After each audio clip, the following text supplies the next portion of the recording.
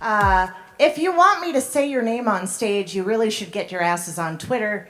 At Cat Atwell is me. Another company that you should follow on social media in general is From the Hip Photo. They kindly are here tonight to capture the magic that is Ignite Denver 29 and is actually going to be partnering with us going forward. They are awesome, and they actually help out with a lot of the regular shows here around Denver. I'm going to miss some, but I do know that Mortified and The Narrators and Nerd Night and all of these are really cool shows, and if you need to get out of your house and off your couch, check these out and then look at the pictures that From the Hip has taken, because they're great. They do good angles. It's like this as opposed to this. Okay. By the way, today is National Selfie Day, so feel free to take pictures of yourselves throughout the evening as well. All right. EILEEN Lambert is our next speaker, who, by the way, heads up the pet pantry that we are sponsoring for this particular show. Yeah, right? Yay! She may or may not have had a shot of tequila earlier. She was to be, no, you do what you gotta do to get on stage. If you wanna come up here, buddy, let me know.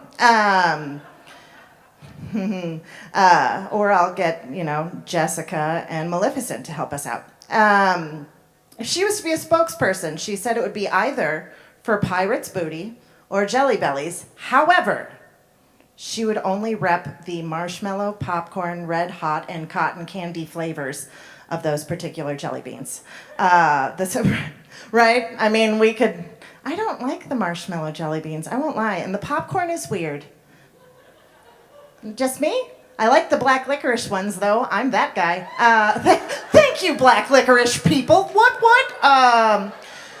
So her song that she has to sing along to is Never Gonna Give You Up by Rick Astley, because who isn't gonna sing that? Again, I'm going to throw out karaoke, because that really needs to happen. And due to her job, she now regularly drives a forklift, which I certainly can't say about my job. So please, a big round of applause for EILEEN.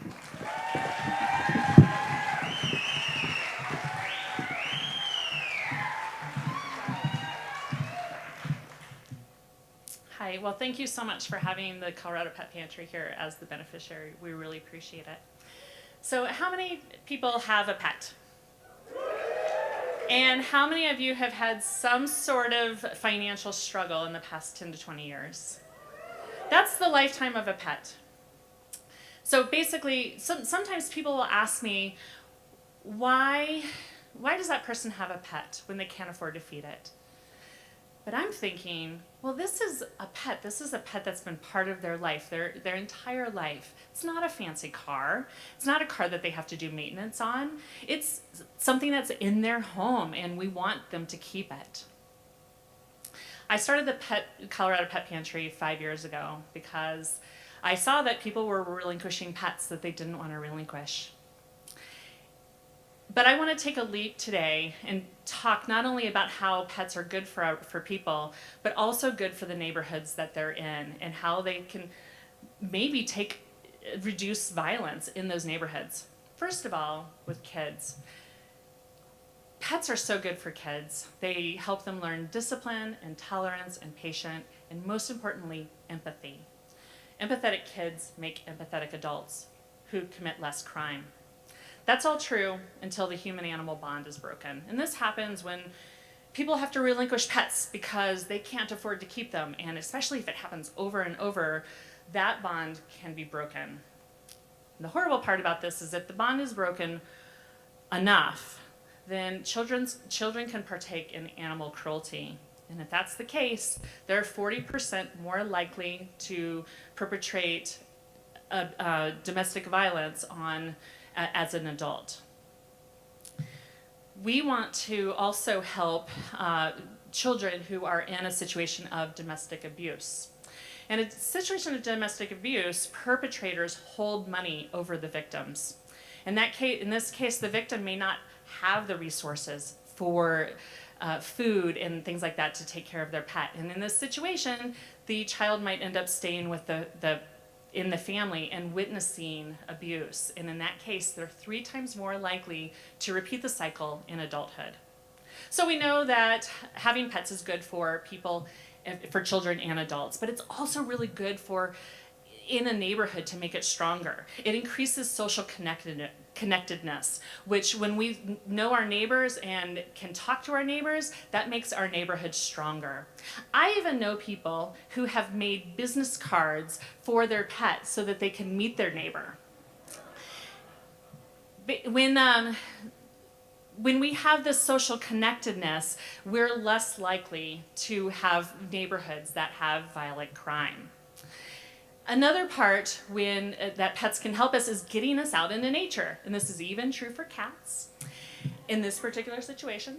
But when we're out in nature, we have lower anxiety and lower depression and, as you guessed, lower chance of committing violence. Now, I want to take you to prisons. There's a lot of, you've probably heard about prisons that have training programs with the inmates with cats and dogs. They have proven to be good for the animals, but really, really good for the inmates. In Oklahoma, they've found that the training programs have reduced aggression and depression. In Georgia, out of 35 inmates, after graduating the program, only 4 returned to prison. In everyday life, this number would have been 17. So if it can do this for inmates, imagine what it can do for communities. And we believe it's because the animals have unconditional love for these inmates, whereas maybe people have given up on those inmates. So basically 5 years ago, I started the Colorado Pet Pantry because I was volunteering at the Dumb Friends League. And I saw that a lot of people were relinquishing pets that they didn't want to relinquish. They were at the end of their rope. They had started to feed human food to their pet, and eventually that's unsustainable. They eventually get to the point that they have to make a choice. And we don't want them to make a choice. We started with 1 pet food bank in 2013, and now we have 19 pet food banks every single month.